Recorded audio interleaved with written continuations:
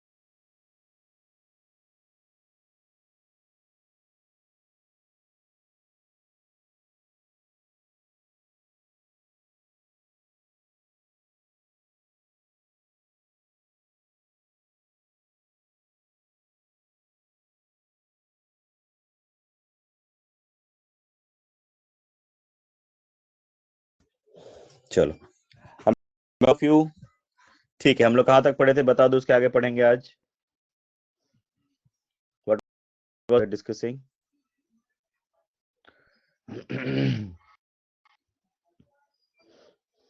Okay, reproduction, fine.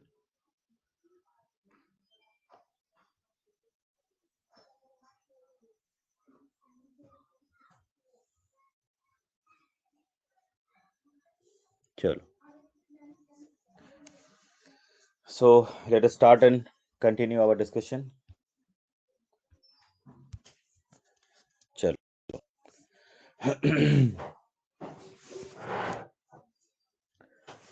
so next criteria what we're going to discuss, that is your reproduction. ठीक है।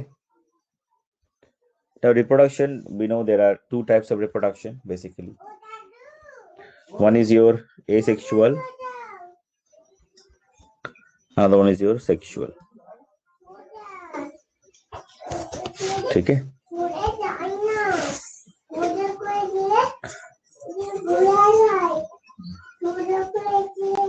So as we know that in case of the asexual reproduction, there is no formation, there is no formation of gametes, but in case of sexual reproduction, the gametes will form. That is the main difference. ठीक है। But यहाँ पे एक चीज क्या है कि normally क्या होता है, जो सेक्सुअल रिप्रोडक्शन होता है उसमें दो इंडिविजुअल ऑर्गेनिज्म, लाइक दो two individual organism require, one is male other one is female. तो पेरेंट यहाँ पे दो होते हैं।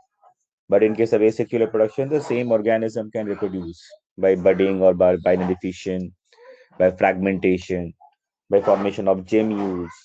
ठीक है। तो ये आपने पहले भी आपने देखा होगा कि asexual reproduction yeah, regenerate.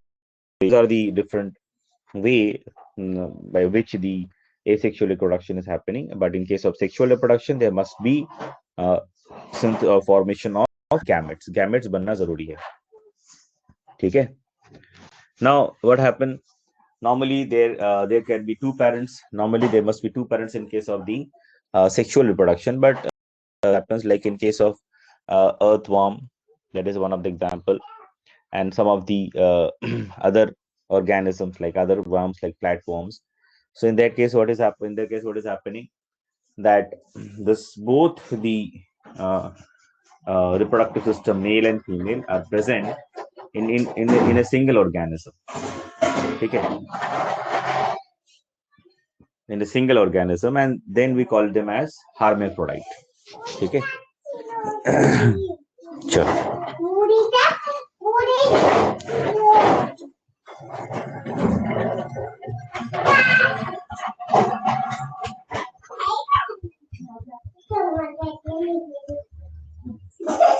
चलो next criteria is temperature.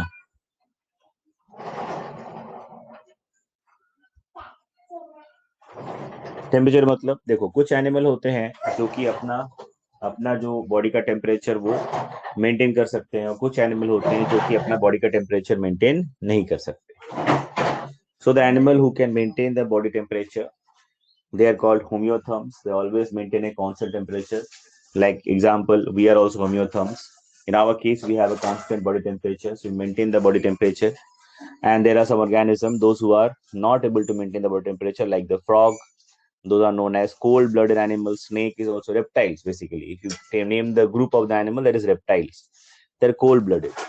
Okay, so they are not able to maintain a constant temperature. So what they do, they can change, or they can actually increase or decrease the temperature of their body according to the environmental temperature. तो एक experiment है, एक activity है, देखना YouTube में होगा, आप चाहो तो देख सकते हो उसको. उसमें क्या किया है, जो एक्टिविटी ने क्या किया है, उसमें एक कंटेनर लिया है और नीचे फायर रख दिया है गैस के ऊपर, और उसमें उन्होंने क्या किया, एक थर्मोमीटर रखा हुआ है. ठीक है, one thermometer to check the temperature. उसमें पानी ले लिया और उसमें एक लाइव फ्रॉग को छोड़ दिया. ठीक है, तो जब उन्होंने वहां पे लाइव फ्रॉग को छोड़ दिया और बॉइलिंग स्टार्ट कर दिया, then what will happen, you know. ऐसा अगर होगा तो क्या होगा बताओ. एम्फीबियंस भी जो होते हैं, रेप्टाइल जो होते हैं, ये लोग सब आपका कोल्ड ब्लडेड होते हैं. एम्फीबियंस भी वही है, फ्रॉग तो एम्फीबियंस में आता है. Fluctuate temperature to the environment मतलब, couldn't understand, Gaurav, what do you want to say?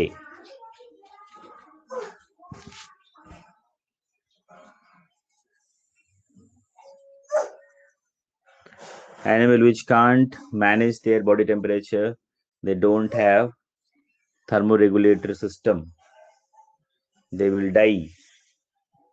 Sir, reptiles. Sir reptile, मैं रेप्टाइल हूं.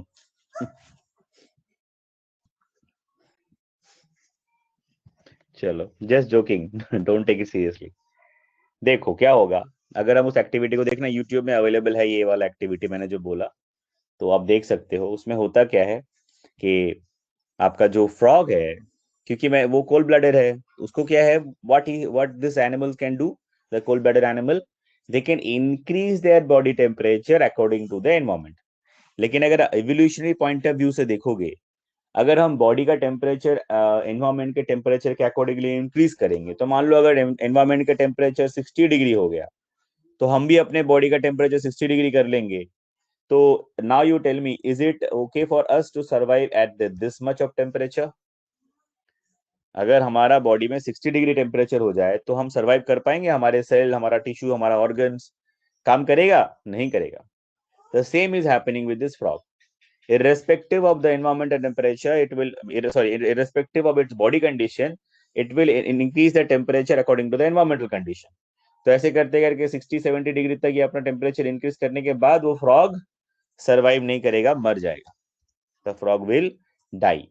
Now you, I think all of you realize that why the organism who are higher organism, or those who are complex, organism, advanced organism like mammals, why they have homeotherm, why they are homeotherm, why they have a constant body temperature? Because the environmental temperature, if increase or decrease, if we change our body temperature accordingly, so we may die.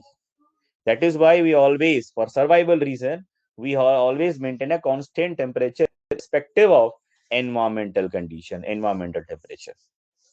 got the evolutionary point or evolutionary reason? Clear है सबको, समझ में आया ना? तो जो cold blooded animals उसको हम बोलते हैं पाइकिलोथर्म्स, और जो वार्म ब्लडेड एनिमल है या जो अपना मेंटेन करते हैं अपना अपना टेम्परेचर कांस्टेंट, उसको हम कहते हैं होम्योथर्म्स। समझ लो। डाउट किसी को है क्या? है तो बोलो।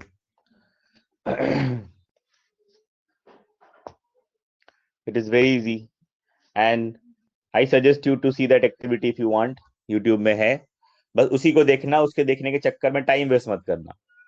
ठीक है, मैंने बोला ना कि जो भी अगर होगा YouTube में देखने लायक कोई भी चीज मैं आपको बताऊंगा, तो ये एक्टिविटी देख सकते हो आप।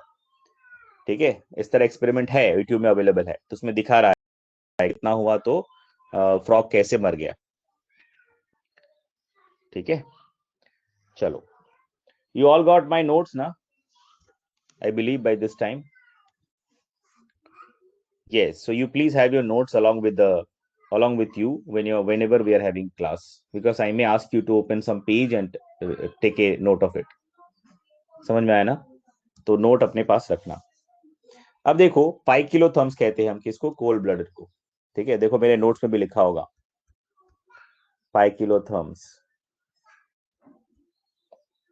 ठीक है, किस में रिसेंड करो? बालाजी, विजय, कदम, देखो ग्रुप में है, it's already there in the group, मैंने ग्रुप में शेयर किया है। I think you are not in the group.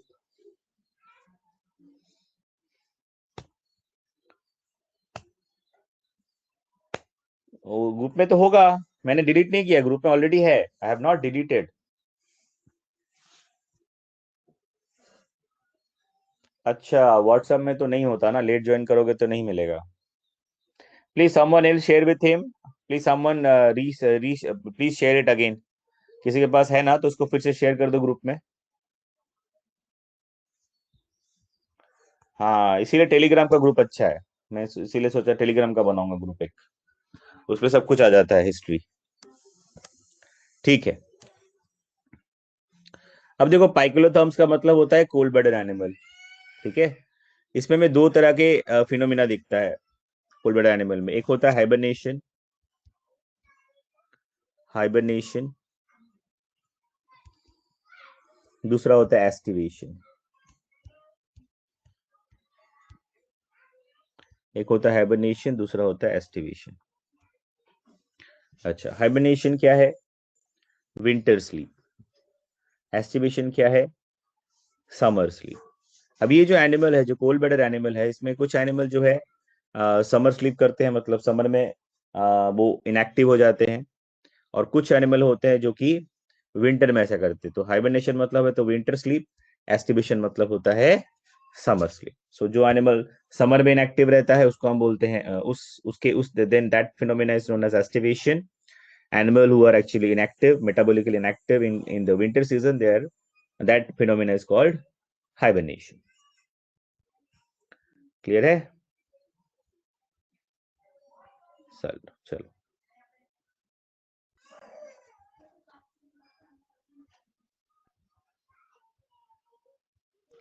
आया समझ में? So these are the different criteria that we actually need to consider. We need to consider before we categorize any animal. इसके अलावा और भी है बहुत सारे क्राइटेरिया, तो हम सब नहीं पढ़ेंगे, जो कि हमारे सिलेबस में इतना नहीं है। जब भी हम एनिमल कोई भी नया एनिमल हमें मिलेगा, तो हम उसको जब कैटेगराइज करेंगे, जब उसको हम सेपरेट क्लासिफाई करेंगे किसी पर्टिकुलर ग्रुप में, तो हमें बेसिकली एटलीस्ट ये सारे जो क्राइटेरिया है उसको ऑब्जर्व करके उसके बेसिस में हम उसको किसी ग्रुप में डाल सकते हैं। समझ में आया? क्लियर है? समझ लो। तो अभी आप लोग एक पेज देखो आपके नोट में, जहां पे एनिमल किंगडम एक टेबल मैंने दिया है। बुक में भी होगा वो टेबल, यहाँ पे मैंने, तो आप देख सकते हो बेसिकली एनिमल किंगडम को हम अगर देखेंगे, so animal kingdom it can be divided into basically two different class. One is non-coordinate,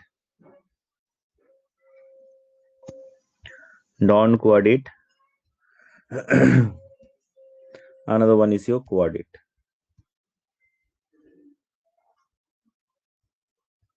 ठीक है, तो non coordinate means notochord is absent, coordinate means notochord is present. Notochord क्या होता है? It is a long, elongated, cylindrical, solid structure which is working as a framework. So notochord was first developed to provide a framework to the animal. So those animals who are having the notochord, they are called quadate. Those who are not having notochord, they are called non-quadate. That is a basic difference. तो आप table में देख सकते हो कि पूरे animal kingdom को हमने दो पार्ट में डिवाइड किया है बेसिकली. एक होता है नॉन क्वाडाटा, दूसरा होता है क्वाडाटा. नॉन क्वाडाटा में मतलब अभी मैंने बताया नोटोकॉर्ड इज एब्सेंट, क्वाडाटा और क्वाडेट्स मतलब होता है नोटोकॉर्ड इज प्रेजेंट. नोटोकॉर्ड क्या मैंने बताया? Solid hollow, sorry, not hollow, it's a solid elongated cylindrical structure which is providing the framework of the body of the animal. ठीक है, so later on what happened, this notochord is actually converted into or replaced by vertebral column, like in our case we are vertebrates. ठीक है, so this is the main reason of this notochord is what? To maintain or to provide the framework of the body of the animal. तो अगर आप notochord वाला जो मैंने आपको page में लिखा है, so please open that page. So you can see that notochord, we're having many phylum under notochord, like Porifera, ठीक है, Porifera, then we have Cnidarians, Cnidaria, ठीक है, और जिसको हम सिलेंट्रेटा भी कहते हैं. Then number 3 we are having Ctenophora, then Platyhelminthes, then Acelminthes, then Annelida, Arthropoda, Mollusca, Echinodermata, then Hemichordata. So there are 10 different phylums under the category or under the division of non-quadrate. So non-quadrates में कितने हमें phylum मिलेंगे? सबको मिला वो वाला page? देखो जो मैंने दिया हुआ है. Everyone got that page? निकाला, देख रहे हो? Yes. So we can find there are 10 phylum. 10 phylum. ठीक है, एक होता है आपका पेज नंबर, मुझे ऐसे कुछ पेज नंबर आई थिंक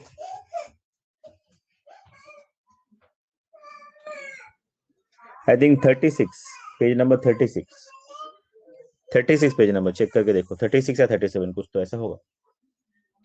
ठीक है, चलो. सो उसमें देखो पोरीफेरा होगा, निडेरिया होगा, ठीक है, उसके बाद आपका टीनोफोरा,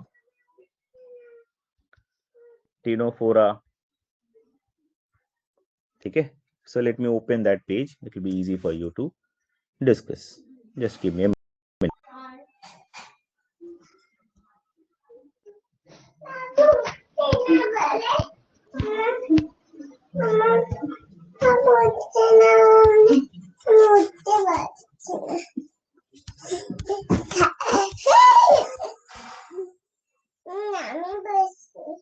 না বাবা পড়াচ্ছে, শুয়ে ঘরে শো.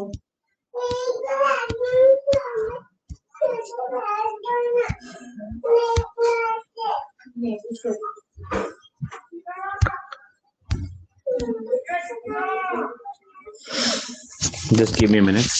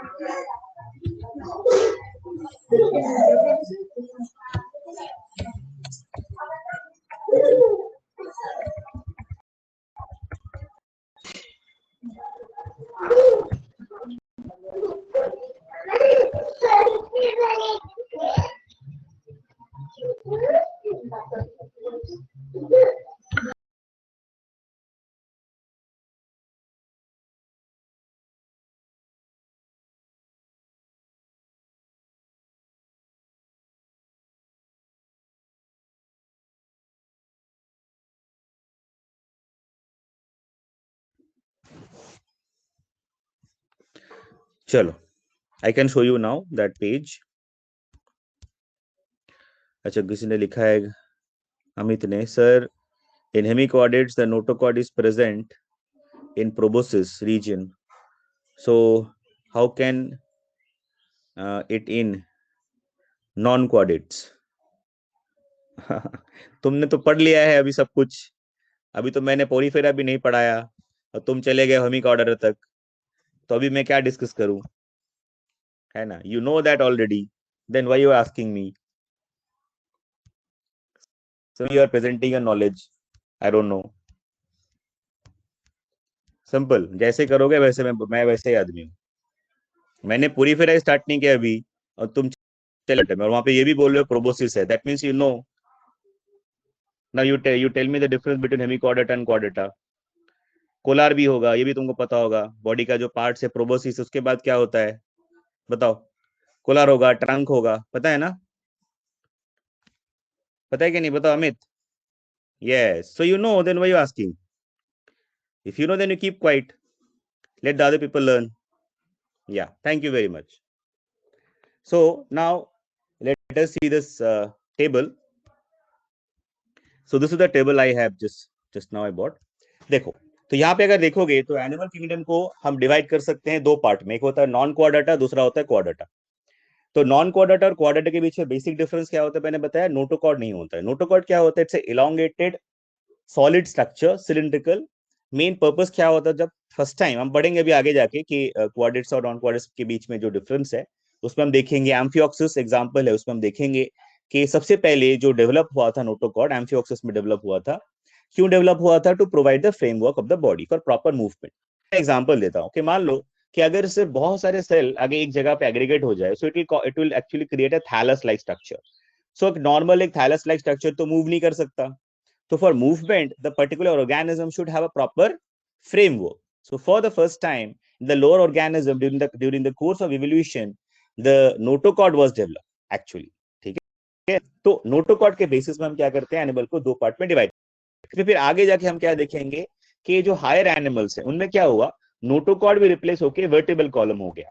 ठीक है? तो उनको हम बोलते हैं वर्टिब्रेट्स। तो आगे हम पढ़ेंगे उसके बारे में, हर एक फाइलम आएगा, हर एक कैटेगरी आएगा, तब मैं उसके बारे में डिटेल में आपको पढ़ाऊंगा।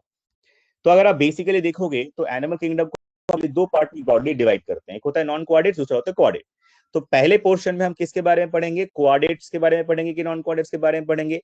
ऑब्वियसली हम स्टार्ट करेंगे जो बेसिक ऑर्गेनिज्म है, जो एकदम सिंपल ऑर्गेनिज्म है, जिससे एवोल्यूशन स्टार्ट हुआ, तो हम पहले नॉन क्वाड्रेट्स को पढ़ेंगे, उसके बाद क्वाड्रेट्स को पढ़ेंगे। ठीक है? तो नॉन क्वाड्रेट्स में हम क्या पढ़ेंगे? Porifera, cnidarians, Ctenophora, Platyhelminthes, Acelminthes, Annelida, Arthropoda, Mollusca, Echinodermata, then finally Hemichordata। और तब मैं आपको बताऊंगा कि हेमिकॉर्डेटा को एक्चुअल में क्यों हम हेमिकॉर्डेटा को कहते हैं। हाफ क्वाड्रेट, हेमी मतलब होता है हाफ, तो ये कंप्लीट क्वाड्रेट नहीं है। पहले इसको हम रखते थे नॉन क्वाड्रेट्स में, एक्चुअली अभी प्रेजेंटली हम इसको ना ही नॉन क्वाड्रेट में रखते हैं ना ही क्वाड्रेट में रखते हैं, इसीलिए इसका नाम ही हमने अलग कर दिया हेमिकॉर्डेटा। ठीक है? अच्छा, अब ये व्हाइट टेकर के बारे में आपने पढ़ा होगा, 5 किंगडम क्लासिफिकेशन के बारे में, तो आपने बायोलॉजिकल क्लासिफिकेशन में ये ऑलरेडी पढ़ चुके हैं आप। तो हम यहाँ पे क्या करेंगे, अच्छा क्वाड्रेट्स में अगर आप देखोगे तो कितने कैटेगरीज हैं यहाँ पे देखो, यूरोकॉर्डेट्स, सेफेलोकॉर्डेट्स एंड वर्टिब्रेट्स। तो ये जो नोटोकॉर्ड का प्रेजेंस होता है ना, नोटोकॉर्ड कहाँ पे होता है? यूरोकॉर्डेटा में उसका लोकेशन अलग है, सेफेलोकॉर्डेटा में उसका लोकेशन अलग है। उसके बाद वर्टिब्रेट्स में क्या होता है उसके बेसिस, वर्टिब्रेट्स में मैंने क्या बताया था, नॉन क्वाड्रेट जो है रिप्लेस, तो नॉन क्वाड सॉरी नोटोकॉर्ड जो है वो रिप्लेस होकर क्या हो जाता है, वर्टिबल कॉलम हो जाता है, इसीलिए हम उसको कहते हैं वर्टिब्रेट्स। वर्टिब्रेट्स को फिर हम दो पार्ट में डिवाइड कर सकते हैं, नैथोस्टोमाटा, ए नैथोस्टोमाटा। ठीक है? उसके बाद नैथोस्टोमाटा और एनोथोस्टोमाटा का मतलब डिफरेंस क्या है? नैथोस्टोमाटा का मतलब डिफरेंस होता है कि एनिमल्स विद जॉ। ठीक है? एंड एनैथोस्टोमाटा मतलब होता है एनिमल्स विदाउट जॉ। ठीक है? मतलब जिस एनिमल के पास जॉ नहीं है उसको हम कहते हैं एनैथोस्टोमाटा, और जिसके पास जॉ है उसको हम बोलते हैं नैथोस्टोमाटा। ठीक है? तो वर्टिब्रेट्स को फिर हम अगेन हमने दो पार्ट में डिवाइड किया है। जिस एनिमल के पास जॉ है उसको हम बोलेंगे नैथोस्टोमाटा, जिसके पास नहीं है उसको हम बोलेंगे एनैथोस्टोमाटा। नाउ द नैथोस्टोमाटा और gnathostomes can be divided in categories. एक होता है पीसेस, दूसरा होता है टेट्रापॉड्स। पीसेस बोले तो मछली, फिश की बात करते हैं। ठीक है? फिर फिशेस को हम दो ग्रुप में डिवाइड कर सकते हैं। एक होता है बोनी फिश, जिसको हम बोलते बोलते हैं ऑस्टिकथाइस, दूसरा होता है कॉन्टिकथाइस जिसको हम बोलते हैं cartilaginous fish. Then tetrapod means the animals were living on land. Tetra मतलब है फोर, तो जिसके पास चार, जिस एनिमल के पास चार लिम्स है उसको हम बोलते हैं टेट्रापॉड। जैसे आप देखोगे एग्जांपल, लैंड में जो भी आपके ऑर्गेन जो एनिमल्स है उसमें कौन से आएंगे, टेट्रापॉड में कौन से आएंगे, रेप्टाइल्स आएंगे, एव्स आएंगे, मैमल्स आएंगे। तो हम सबके बारे में करके डिस्कस करेंगे। ठीक है, तो ये बेसिक था, मतलब आपको जस्ट मैंने बताया कि चलो यहां तक क्लियर है सबको?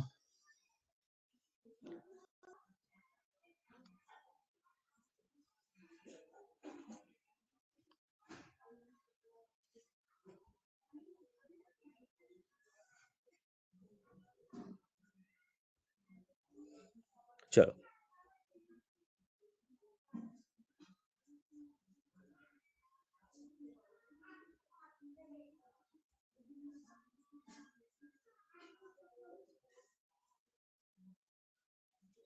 ठीक है, तो अभी इसके आगे पढ़ेंगे। नेक्स्ट हम शुरू करेंगे फर्स्ट एक फाइलम से। अच्छा, without jaw animal, lamprey is the example, petromyzon is the example.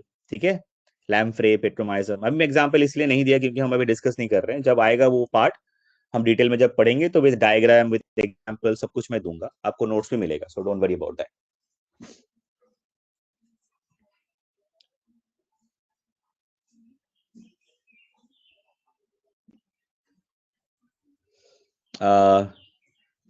खिश्तीजा ने कहा कि सर आपने ग्रुप में भेजा क्या? हाँ मैंने ग्रुप में भेज दिया, ग्रुप में मैंने ग्रुप बना के मैंने आपका जो नोट्स है मैंने भेजा हुआ है। Let, how many of you have joined the group? सबने ज्वाइन किया क्या?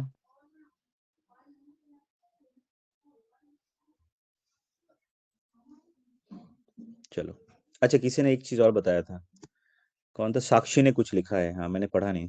अच्छा ठीक है। हाँ, देखो एक चीज है कि कॉर्डेट्स का, साक्षी ने कह रहा है, साक्षी कह रही है कि सर फेरेंजियल गिल स्लिट्स है कि नहीं। हाँ देखो, कॉर्डेट्स के कुछ कैरेक्टरिस्टिक फीचर होते हैं।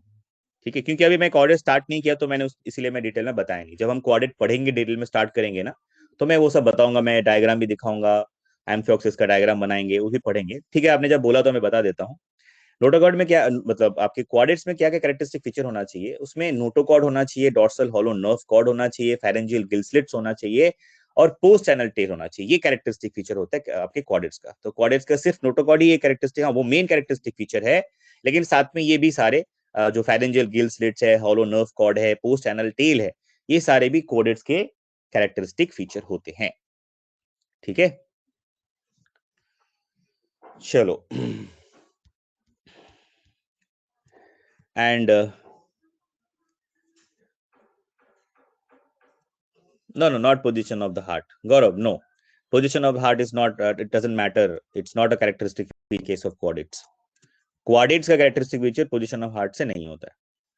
ठीक है, वो अलग है। चलो फाइन। देखो मैं बार बार शुरू से कह रहा हूँ, हो सकता है आप लोगों को लग सकता है कि सर थोड़ा रूड है, या सर हम लोग डाउट पूछते हैं तो सर हमको ऐसा बोलते हैं। तो मैं आप लोगों की एक चीज फिर से आज थोड़ा क्लियर करना चाहता हूँ कि देखो अब हम कुछ पढ़ रहे हैं, और आप मान लो कि हमने अभी स्टार्ट किया है कहीं ए से, पॉइंट ए से, और हम जाएंगे पॉइंट जेड तक।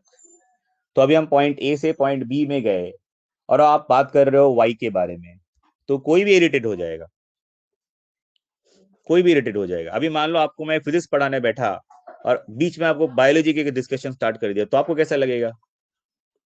ठीक है, no it is, I appreciate if someone is having knowledge and someone is getting knowledge and reading books and doing hard work, I appreciate that, but as I told you कि अभी हम सबको लेके पढ़ रहे हैं। ठीक है सर, हमें थोड़ा टेंथ में भी पढ़ा था, हाँ पढ़ा तो है मुझे पता है, लेकिन इतना जितना भी पढ़ा है उतना तो डिस्कस जब जरूरत पड़ेगा तब करना है ना, ये भी तो मानना पड़ेगा आपको ना। अभी मैं बात कर रहा हूँ हम सिर्फ अभी बात कर रहे हैं एनिमल किंगडम के बेसिक क्लासिफिकेशन की। वहां पे हेमिक्वाडाटा में प्रोबोसिस है, उसके बारे में बात कर रहे हो। सिर्फ हेमिकॉर्डाटा के बारे में पूछते तो भी होता है ना। अब हेमिकॉर्डाटा में प्रोबोसिस, इसका मतलब आपको कोलार, प्रोबोसिस, ट्रंक, उसका जो पूरा स्ट्रक्चर वो पता है। ठीक है, तो आप तो ये भी देखोगे ना कि बाकी बच्चों को भी तो देखना है, सबको देख के चलना है, यही तो मैं समझा रहा हूँ आप लोगों को। See, knowledge is appreciated, always is appreciated. I always appreciate the people who are hardworking and knowledgeable and intelligent. But if you are an intelligent person and if you're hardworking, if you're having knowledge, then you should also have patience. That is also a good characteristic feature of a gentleman or a person who is intelligent, or a boy or a girl, whatever it is. It doesn't matter. अगर आप बुद्धिमान हो, अगर आप intelligent हो, अगर आपके पास knowledge है, तो सबसे अच्छा कैरेक्टरिस्टिक फीचर होता है कि इंटेलिजेंट और नॉलेज पर्सन का, कि वो सबके साथ आगे बढ़ता है, वो सबको रिस्पेक्ट करता है। समझे? तभी आपको लोग रिस्पेक्ट करेंगे, नहीं तो नहीं करेंगे। आप भले कितने बड़े अचीव कर लो कुछ भी। ठीक है, नॉलेज जरूरी है, साथ में आपको मैनर्स भी जरूरी है, एटिकेट भी जरूरी है। ये भी आपको सीखना है, क्योंकि अभी भी आप स्कूल में हो, आपको जानना पड़ेगा, सीखना पड़ेगा। और मेरा ये काम है, अगर आप गलत करोगे तो मैं आपको डांटूंगा, आपको समझाऊंगा। ठीक है, आपको बुरा लगे भला लगे, but I will do my job. ठीक है, whenever I will find this is wrong, I will tell you. ठीक है, आपको शुरू में बुरा लगेगा, लेकिन बाद में सोचना ठंडे दिमाग से, मैंने आपकी गलत बोला। ठीक है, चलो। नाउ नेक्स्ट चीज है, अभी हम लोग स्टार्ट करेंगे एक फ्रेश फाइलम। देखो उसका नोट्स भी मैंने दिया है आपको। फर्स्ट फाइलम जिसको हम पढ़ेंगे उसको हम बोलते हैं पोरीफेरा। ठीक है, पोरीफेरा। चलो, तो पहला फाइलम है, सॉरी पोरीफेरा, एफीआर है। ओके, तो पहला फाइलम है पोरीफेरा, उसके बारे में हम पढ़ेंगे। पोरीफेरा जो फाइलम है, इसके नाम से आपको पता चल गया होगा नाम क्यों पोरीफेरा है। नाम इसलिए है क्योंकि ये जो एनिमल है, इसके बॉडी में बहुत सारे पोर्स होते हैं। ठीक है, so this animal is having lot of pores inside the body. ठीक है, that's why we call them as Porifera. और ये सबसे पहला फाइलम है एनिमल किंगडम का हम पढ़ने वाले। और किसके अंडर में है, कौन से कैटेगरी में हमने, किस ग्रुप में पढ़ रहे हैं हम? ये नॉन क्वाड्रेट्स। मैंने आपको क्या बताया पहले, हम लोग अभी पढ़ेंगे पहले नॉन क्वाड्रेट्स। ठीक है, तो नॉन क्वाड्रेट्स में सबसे पहला फाइलम हम क्या पढ़ेंगे? सबसे पहला फाइलम हम पढ़ेंगे पोरीफेरा। तो पोरीफेरा का मतलब क्या होता है? पोरीफेरा का मतलब होता है कि animal who are bearing pores, जिसके बॉडी में बहुत सारा पोर्स होता है, उसको हम बोलते हैं पोरीफेरा। ठीक है, चलो। अब इस फाइलम का सबसे कॉमन एनिमल कौन सा है? अगर हम देखेंगे तो सबसे कॉमन एनिमल जो होता है वो होता है स्पंज और स्पॉन्जिस। ये सबसे कॉमन है, इसी के बारे में हम ज्यादा पढ़ेंगे। मतलब इसी एनिमल को हम एग्जाम्पल लेके इसका जो बॉडी स्ट्रक्चर है हम ये भी देखेंगे। ठीक है, क्योंकि ये सबसे कॉमन जो है पोरीफेरा में वो होता है स्पंजिस। ठीक है, सबसे इंपॉर्टेंट इस फाइलम का जो एनिमल है। ठीक है, जिसको साइकॉन भी बोलते हैं, साइकॉन भी जो है वो भी है एग्जाम्पल। ठीक है, अच्छा। अब स्टडी अबाउट स्पॉन्ज, क्योंकि हम स्पॉन्ज के बारे में पढ़ने वाले हैं इस फाइलम में। तो जो स्पॉन्ज के बारे में पढ़ते हैं उसको हम बोलते हैं पैराजूलॉजी। क्या बोलते हैं उसको? पैराजूलॉजी। ठीक है, इसको हम बोलते हैं पैराजूलॉजी। तो study about the sponges is called parazoology. So member of this phylum are commonly known as sponges. ये जो पॉलीफेरा फाइलम है, इसमें जो भी एनिमल्स इसके अंडर में हम पढ़ेंगे उनको हम कॉमनली क्या कहते हैं? स्पंजेस। ठीक है, कॉमनली हम क्या कहते हैं? स्पॉन्जेस। देखो सारा पॉइंट जो भी डिस्कस कर रहा हूँ एकदम पॉइंट वाइज आपके नोट्स में है, एक एक पॉइंट वाइज मैंने लिखा है। So you can check it in the notes as well. I will show you the slide also, so don't worry. Now John Ellis was a taxonomist और scientist. अच्छा, टैक्सोनॉमिस्ट किसको बोलते हैं आप लोगों को पता होगा? Who is known as taxonomist? Who is a taxonomist? किसको बोलते हैं टैक्सोनॉमिस्ट? टैक्सोनॉमिस्ट कौन है?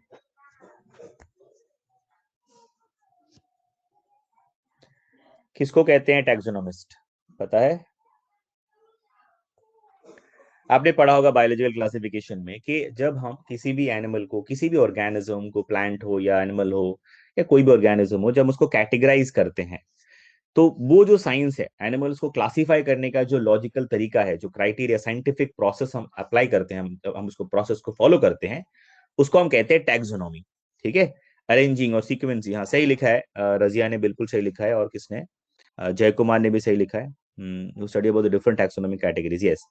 तो जो हम एनिमल्स को कैटेगराइज करते हैं, एनिमल्स को ग्रुप में, डिफरेंट डिफरेंट ग्रुप में डालते हैं, तो ये जो कैटेगराइज करने का जो तरीका है, साइंटिफिक जो प्रोसेस, इसको हम कहते हैं, उस सब्जेक्ट को जिसमें हम ये पढ़ते हैं उसको हम कहते हैं टैक्सोनॉमी।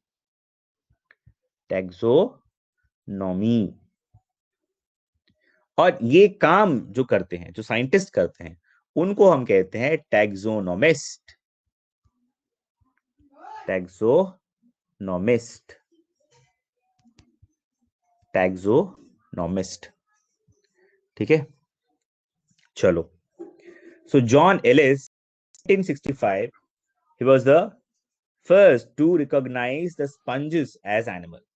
तो जॉन एलिस जो थे, he was a scientist who first time recognized, or he first time identified and discovered that sponges are animals.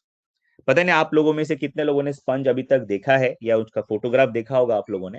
अगर उसका फोटोग्राफ आपने देखा है, तो मुझे आप बताओ, क्या स्पंज का फोटोग्राफ देख के लगता है वो एक एनिमल है?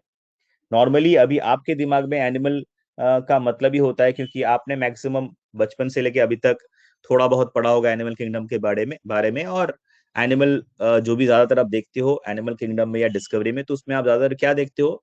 जो मूव कर सकते हैं, जो हंटिंग कर रहे हैं, जो माइग्रेट कर रहे हैं, इस तरह के। तो आपने कभी, बहुत ही कम आपने ऐसा सोचा होगा कि एनिमल जो है वो बिल्कुल नॉन मोटाइल है, एकदम एक जगह पे सबस्ट्रेटम में अटैच, जिसको हम सिसाइल बोलते हैं। Those who are not able to move, they are called sessile animals, organism. तो सिसाइल है, वो एक जगह पे अटैच होकर रहते हैं सबस्ट्रेटम में। वो भी एनिमल का, हाँ बिल्कुल वो एनिमल ही है। ठीक है, तो फर्स्ट टाइम ये डिस्कवर किसने किया था, कौन से साइंटिस्ट ने?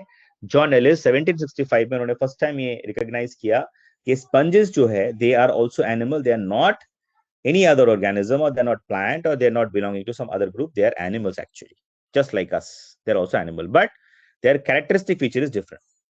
ठीक है, we are mammal, they are phylum, that is porifera. उसके बीच में बहुत डिफरेंस, क्योंकि अगर अभी हम आगे डिस्कस करेंगे कि स्पंजेस का जो बॉडी ऑर्गेनाइजेशन होता है वो सेलुलर लेवल का होता है। हमारा तो बहुत एडवांस है, हम लोग क्या है, हम लोग ऑर्गन लेवल ऑफ ऑर्गेनाइजेशन है हमारे पास, organ system level of organisation actually.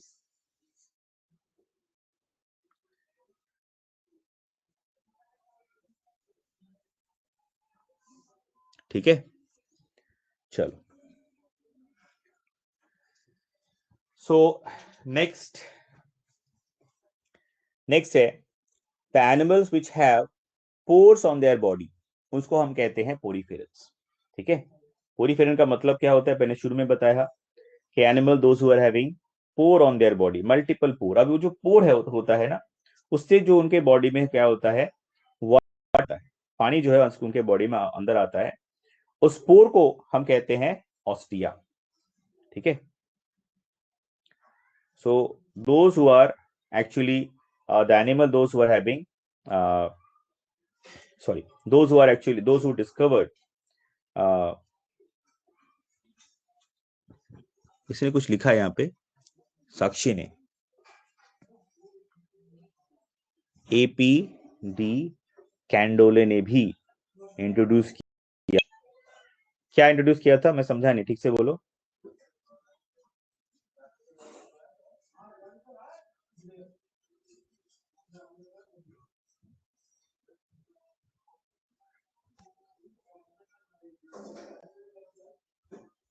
अच्छा, डिस्कवर्ड टैक्सोनॉमी, मैंने तो नहीं कहा कि टैक्सोनॉमी,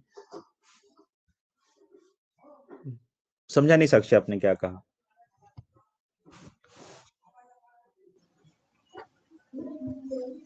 एपी डी कैंडोले ने भी इंट्रोड्यूस किया था, टैक्सोनॉमी को इंट्रोड्यूस किया था, क्या ये कह रहे हो?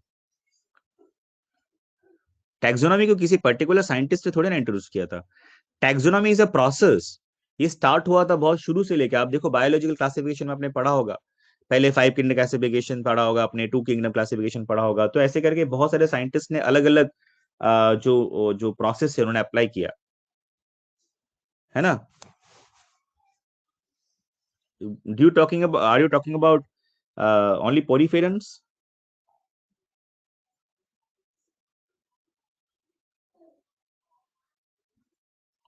पॉरीफेरेंस नहीं, पॉरीफेरेंस में तो जॉन एलिस ही मेन थे। देखो मैं आप लोगों की चीज समझाता हूँ। कभी आपने रिसर्च पेपर शायद देखा नहीं होगा, तो देखना उसमें एट ऑल लिखा रहता है, ऐसे एट ऑल। तो उसमें ना ऑथर होता है। ऑथर मतलब फर्स्ट ऑथर होता है, सेकेंड ऑथर होता है, थर्ड ऑथर, ऐसे करके मल्टीपल ऑथर हो जाएंगे। जो फर्स्ट ऑथर होता है ना, वो सबसे इंपॉर्टेंट होता है, उसी का पेपर हम मानते हैं।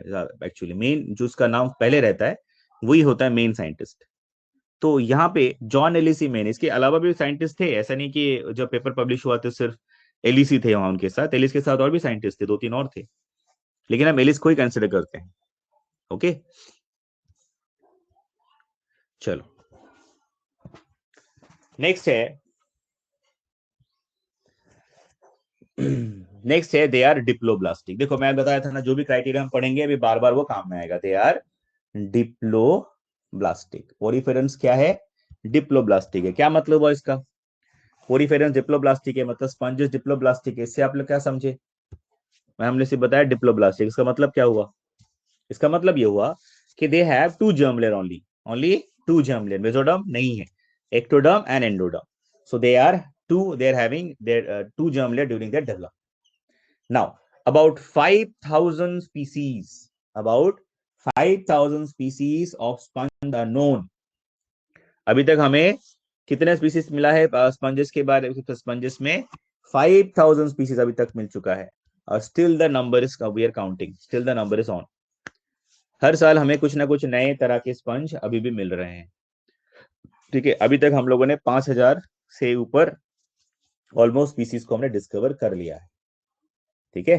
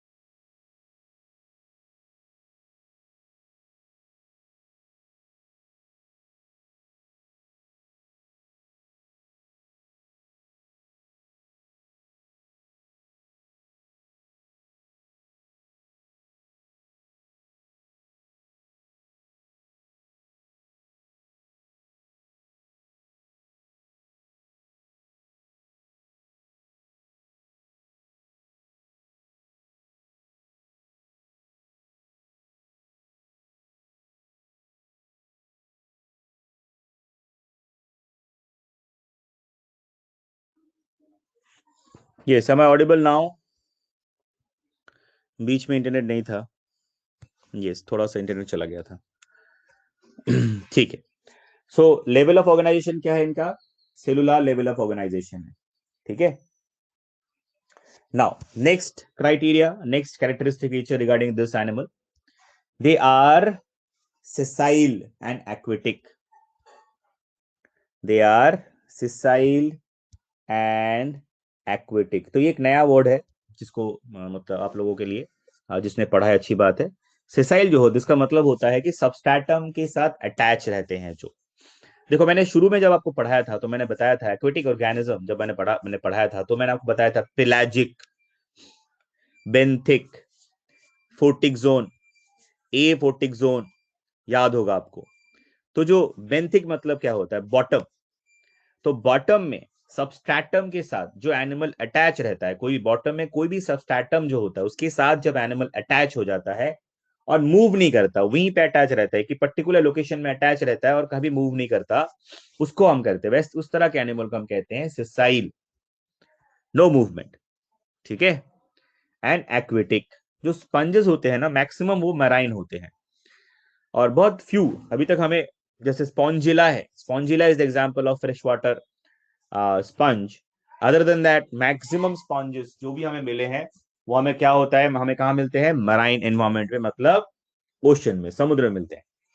ठीक है, चलो, तो ये क्राइटेरिया हो गया। ससाइल होते हैं, mostly marine, few are found in fresh water, example Spongilla मैंने बताया, पढ़ेंगे हम, उसका डायग्राम भी देखेंगे, सब कुछ देखेंगे अभी आगे। Now they have very tiny pores और इनलेट्स इन देयर बॉडी। तो let me draw the diagram. ये एक बॉडी प्लान है जो मैं सिंपल एक माने एक स्कीमेटिक डायग्राम है। I believe all of you know what is the meaning of schematic diagram. तो ये एक प्रॉपर एक डायग्राम है समझाने के लिए कि स्पंजिस के बॉडी में जो पैटर्न होता है, मतलब पोर्स होते हैं, वो कैसे होते हैं और किस तरह से। मान लो ये सबस्ट्रेटम है जिसमें स्पंज अटैच है, तो उसका बॉडी ऐसा होगा, लाइक दिस। और उसमें बहुत सारे पोर्स होंगे, देखो मैं भी बना रहा हूँ ऐसे, साफ कर रहा हूँ मैं ना जहां जहां पे, ये सब पोर्स, ये सब पोर्स है।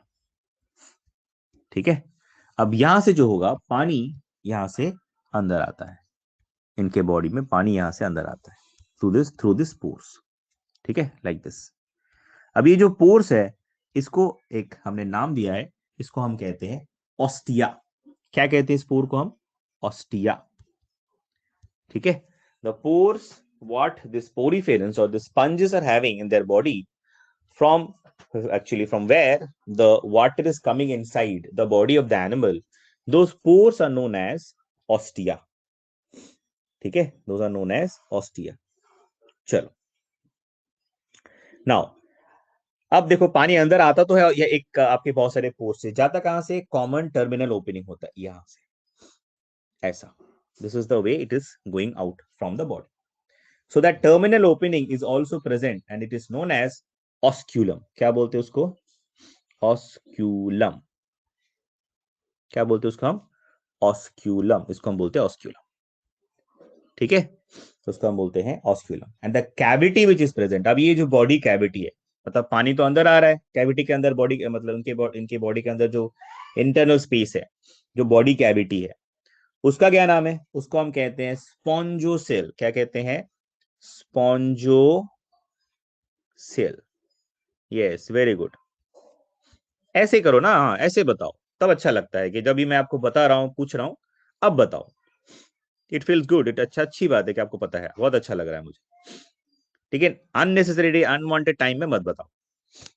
ठीक है, चलो, ठीक है, बिल्कुल सही बोला यहाँ पे, जिसने भी लिखा है बिल्कुल सही लिखा है। ब्रह्म चैतन्य ने सही लिखा है, स्पॉन्जोसेल। रजिया ने भी ऑस्क्यूलम सही लिखा है, प्रणब ने भी सही लिखा है ऑस्क्यूला। रजिया ने भी यहाँ पे सही बताया, ऑस्टिया, बिल्कुल सही है। I will repeat, don't worry, I will show you the diagram as well. देखो, जो स्पंज होते हैं उनके बॉडी में बहुत सारे पोर्स होते हैं। चलो मैं एक और डायग्राम बना के दिखाता हूँ तो आपको और clarity. Let me draw one more diagram so that it will be clear to you. ठीक है, so this is your sponge. Now sponge का जो बॉडी होता है वो होता है ऐसा। ठीक है, तो ये एक डायग्रामेटिक रिप्रेजेंटेशन है आपको समझाने के लिए। सो स्पंज जो है सबस्ट्रेटम के साथ इस तरह से अटैच होता है, और उसके बॉडी में हमें क्या मिलेगा, ऐसे बहुत सारे पोर्स मिलेंगे। ठीक है, इसके बॉडी में ऐसे बहुत सारे पोर्स मिलेंगे। ठीक है, multiple pores are there. Now these pores are known as ostia. ऐसे बहुत सारे पोर्स होंगे जिसके थ्रू पानी जो है इसके बॉडी के अंदर आता है। ठीक है, तो ये these are the inlets through which the water is coming inside. So let me draw, तो let me check take some other colour. चलो ग्रीन कलर लेते हैं। तो यहाँ से पानी अंदर आता है, ये जो पोर्स है इनके बॉडी में, इस तरह के पोर्स बहुत होते हैं इनके बॉडी में, इसीलिए इसको हम बोलते हैं पोरीफेरेंस।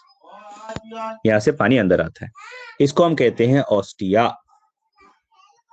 ठीक है, अब पानी आने के बाद किसी जगह से तो बाहर जाना पड़ेगा, तो एक कॉमन स्पेस है मतलब एंटीरियर साइड में।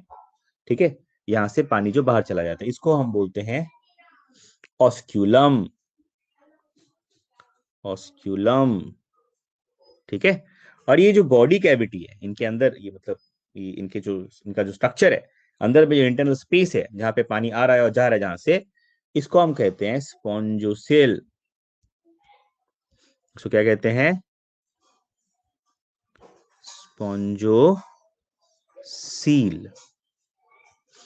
ठीक है, क्लियर है अभी प्रतीक, क्लियर है आपको। समझ में आया? Very good. चलो नाउ ये तो हमें क्लियर हो गया कि जो स्पंज जो होते हैं वो कहाँ रहते हैं, वो डिप्लोब्लास्टिक एनिमल है, वो ससाइल होते हैं, ज्यादातर मराइन होते हैं, कुछ जो होते हैं फ्रेश वाटर होते हैं। And the structure through which the water is coming inside the pores, that is those pores are known as ostia.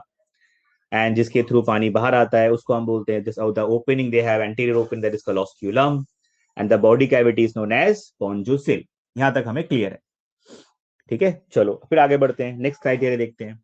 Next criteria क्या है कि जो स्पंजेस होते हैं ना, दे आर मोस्टली, ठीक है, मोस्टली दे आर एसिमेट्रिकल,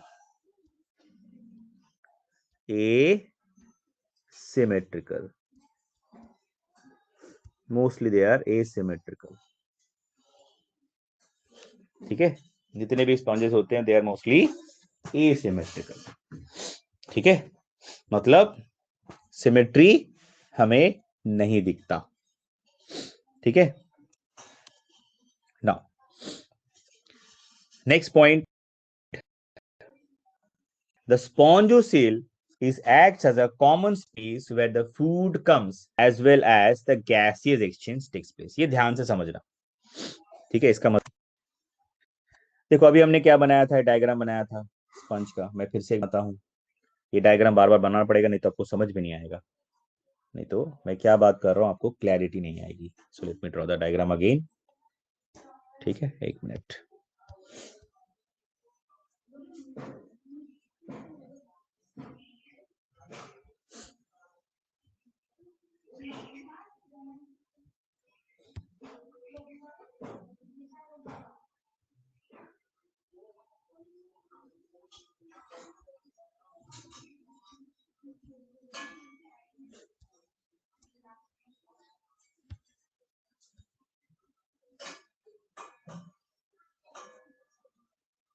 एक मिनट, ठीक से बना नहीं था,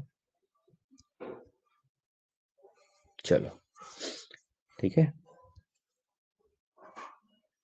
ये ऑस्टिया है, जो पोर्स है जिसके थ्रू पानी अंदर आ रहा है, ये ऑस्टिया।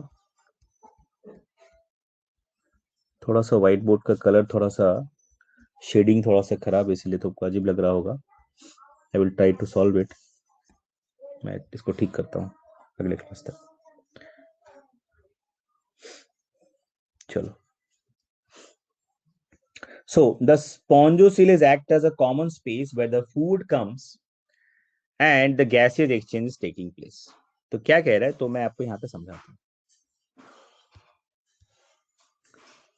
मान लो ये जो स्पेस है, ठीक है, स्पंज की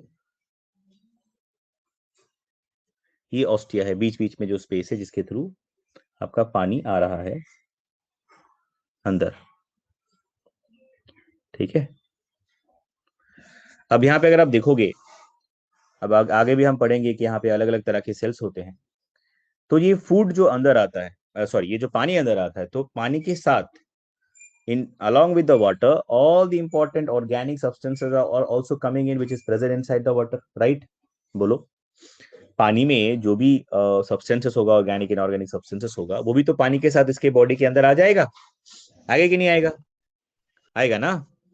तो ये जो ऑर्गेनिज्म है, हमने क्या पढ़ा, ये एक सेलुलर लेवल ऑर्गेनाइजेशन है, इसका बॉडी है। तो यहाँ पे जितने भी सेल्स हैं, अभी हम पढ़ेंगे आगे जाके, इसमें 2-3 तरह के सेल्स अलग अलग होते हैं, उसके बारे में पढ़ेंगे। बस अभी इतना समझो, यहाँ पे सेल्स होते हैं, तो सेल से ही तो बना होगा। तो ये जो सेल है, ये पानी जो कंटिन्यूअसली वाटर करंट जो मूव कर रहा है, मतलब ऑस्टिया से अंदर आ रहा है, ऑस्क्यूलम से बाहर जा रहा है कंटिन्यूअसली, ठीक है। ये जो मूव कर रहा है कंटिन्यूअसली, इसकी वजह से क्या होता है कि बाहर से एनवायरमेंट से जो भी सब्सटेंसेस ऑर्गेनिक इनऑर्गेनिक सब्सटेंसेस है वो इसके थ्रू जाएगा, और this cells will absorb that substances from the water current which is passing through their body cavity or the spongocoel continuously। तो उनके बॉडी में ऑस्टिया के थ्रू पानी आ रहा है और ऑस्क्यूलम से जा रहा है कंटिन्यूअसली, वाटर करंट फ्लो हो रहा है कंटिन्यूअसली। तो जो पानी में जो भी सब्सटेंसेस है उसको वो एब्जॉर्ब कर लेते हैं, पहला तो ये। दूसरा है, हमें पता है कि रेस्पिरेशन, आपने लोअर क्लासेस में पढ़ा होगा कि रेस्पिरेशन के लिए ऑर्गेनिज्म को क्या चाहिए, सेलुलर लेवल पे ऑक्सीजन चाहिए, और रेस्पिरेशन के बाद क्या रिलीज करेगा, CO2 रिलीज करेगा। तो ये वाटर करंट में तो डिसॉल्व ऑक्सीजन भी होगा कि नहीं होगा? जो पानी इनके बॉडी में जा रहा है और कंटिन्यूसली निकल रहा है ऑस्क्यूलम से, तो उसमें डिसॉल्व ऑक्सीजन होगा कि नहीं होगा? ऑब्वियसली होगा।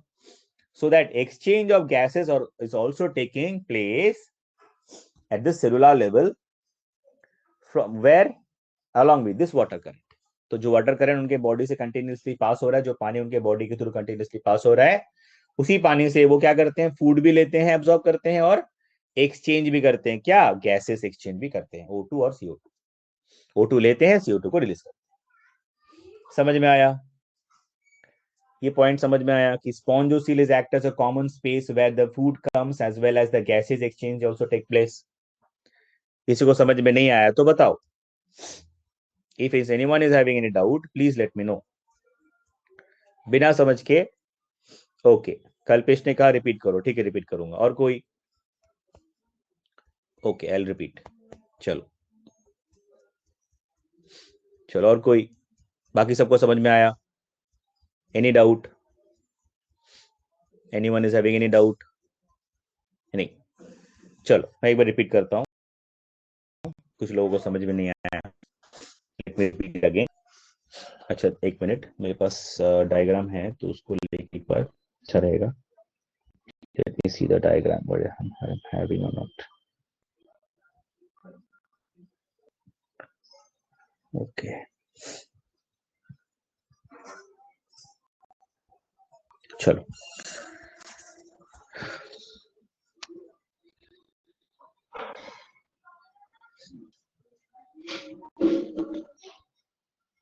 just wait, my board is, the page is loading.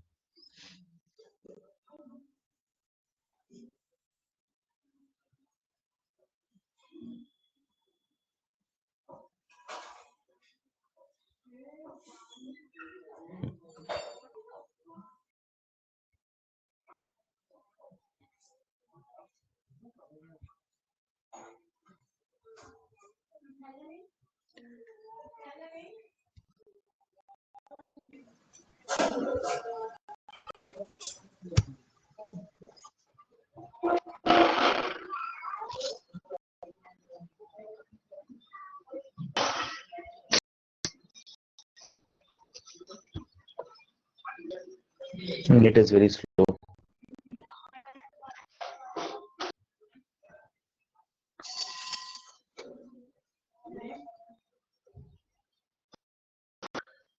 इतने पूरी sponges और part to absorb food के जो टाइप्स ऑफ सेल्स है, अभी हम हिस्टोलॉजी पढ़ने वाले हैं तो उसमें अब देखना सेल्स भी अलग अलग तरह के होते हैं स्पंजेस में, ठीक है। बट एब्जॉर्प्शन तो होता है सेलुलर लेवल पे ही, ठीक है।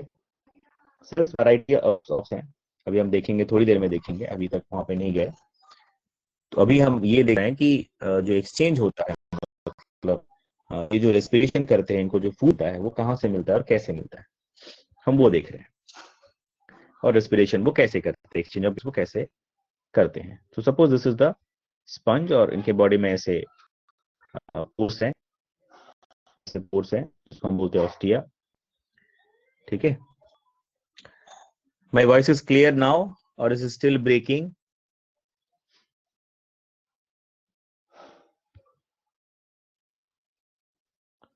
My voice is clear, still breaking? Okay.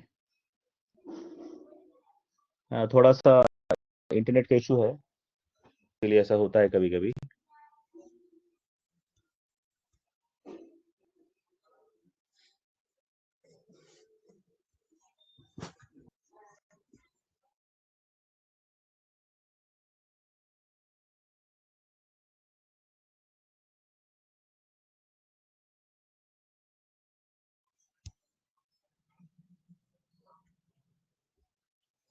Now am I audible?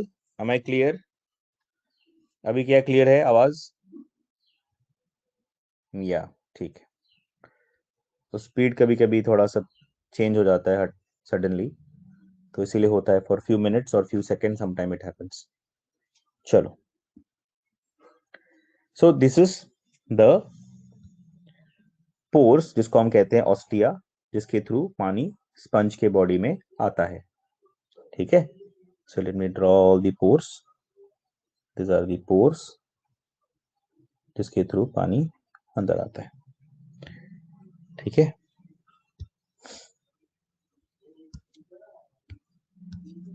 चलो, तो इसके थ्रू पानी अंदर आता है। अब देखो ये जो पूरा स्ट्रक्चर है, ठीक है, it is made up of cell, it's a cellular level of organisation. तो यहाँ पे ये मान लो, इसको अगर हम थोड़ा मैग्नीफाई करेंगे, अगर हम देखेंगे यहाँ पे, तो ये भी तो सेल से ही बना होगा। बोलो, सेल से बना होगा कि नहीं? ये तो सेलुलर लेवल ऑर्गेनाइजेशन है बॉडी में, सेल से बना होगा ना ये पार्ट। इनका सारा बॉडी का जो स्ट्रक्चर है वो तो सेल से बना, राइट। तो अभी क्या होता है कि जब ऑस्टिया के थ्रू पानी यहाँ पे आता है, क्योंकि उनके बॉडी में वाटर जो है वो कंटिन्यूसली आ रहा है, और एक कॉमन पाथ से, जो कि आपका ऑस्क्यूलम है, जिसके थ्रू पानी बाहर जा रहा है ना। This is a common thing, that is a condition what is happening inside the body of the sponges continuously. ठीक है, तो कंटिन्यूसली जो आपका वाटर करंट है वो आपका उनके बॉडी में ये फ्लो हमें दिखेगा। अब देखो, जो उनको फूड कहां से मिलेगा? ये तो मूव कर नहीं सकते, they are sessile, so that is why they are having this system where the water is continuously coming inside the inside the body.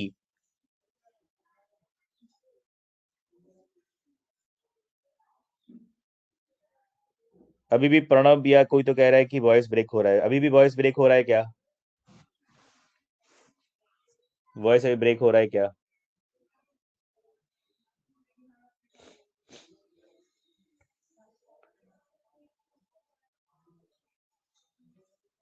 ठीक है, so water will come inside through this ostia and it will come out from a common path, anterior opening, that is called osculum. अब इसके जब यहाँ से पानी पास हो रहा है बॉडी कैविटी के थ्रू, बॉडी कैविटी का जो इंटरनल वॉल है, it is made up of cell only. So all the exchange of gases, O2 लेना, CO2 रिलीज करना, उसके बाद जो फूड सब्सटेंसेस है उसको भी ऑब्जॉर्व करना, वो कहाँ से होता है? ये इंटरनल जो स्ट्रक्चर है, स्पॉन्जोसील, जो इंटरनल कैविटी है, बॉडी कैविटी है, उसके उसके अंदर, उसी के अंदर होता है। ठीक है, तो अभी समझ में आया? अभी कोई डाउट है? क्लियर है? कोई डाउट है अभी? जिसने पूछा था उनसे पूछ रहा हूं, जिनको डाउट था, रिपीट करने के लिए जिन्होंने कहा था। क्लियर है अभी? So this is happening. This is the way the sponge is actually getting the food, and it is utilizing the food for respiration. And for respiration also, it is actually absorbing the O2 and CO2 during that process. ठीक है, मतलब gases exchange भी इसी तरह से होता है, और जो फूड जो है उसका एब्जॉर्ब भी इसी प्रोसेस से होता है। क्योंकि हमने शुरू में क्या देखा कि स्पंजेस जो है, दिस आर सेसाइल, ये तो मूव कर नहीं सकते। So what they do, they have find out a process के जिसके थ्रू उनको आपको फूड भी मिल जाए और रेस्पिरेशन भी हो जाए। इसीलिए वो क्या करते हैं, आसपास में जितने भी पानी है उसको कंटिन्यूसली वो क्या करते रहते हैं, अपने बॉडी के थ्रू पास करवाते रहते हैं continuously, to get food and gas. ठीक है, चलो नेक्स्ट है, नेक्स्ट पॉइंट हम जो डिस्कस करेंगे ये है अभी उस जो बॉडी वॉल है उनका, उसको हम डिटेल में अभी पढ़ेंगे। ठीक है, अब देखो स्पंज का जो बॉडी वॉल है, मतलब स्पंज का जो बॉडी है, अगर हम उसको हिस्टोलॉजी देखेंगे, उसको हम स्टडी करेंगे डिटेल में, उसको हम मतलब माइक्रोस्कोप के नीचे रख के उसको देखेंगे डिटेल में, तो हमें क्या मिलेगा? Actually consist of 3 layers. तो ये जो बॉडी वॉल का मतलब, मैं फिर से आता हूं ताकि आपको कोई भी कंफ्यूजन ना हो। ठीक है,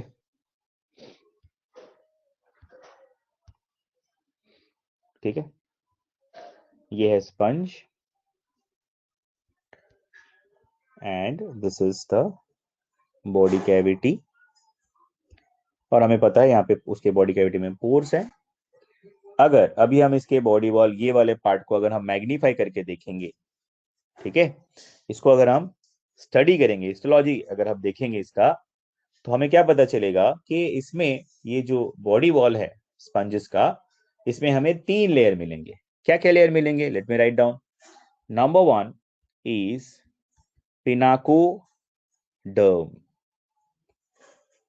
Number 2 is quanodome.